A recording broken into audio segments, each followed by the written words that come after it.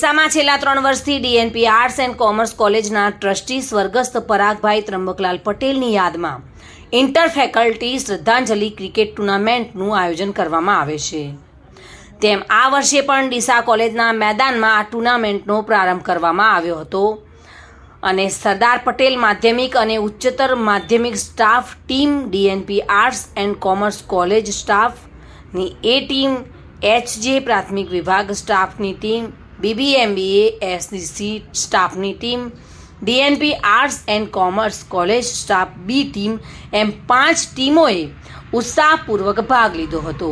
આ tournament knockout પદ્ધતિથી રમાડવામાં આવે છે.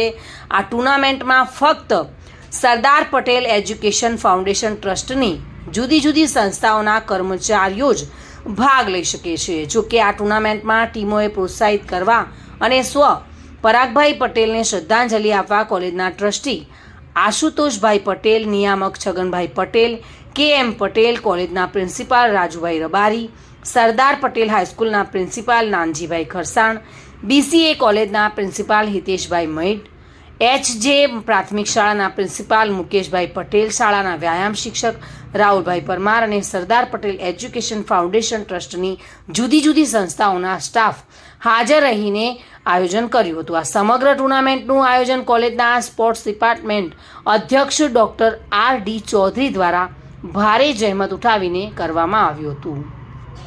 Reena Parmar, today news, Gujarati.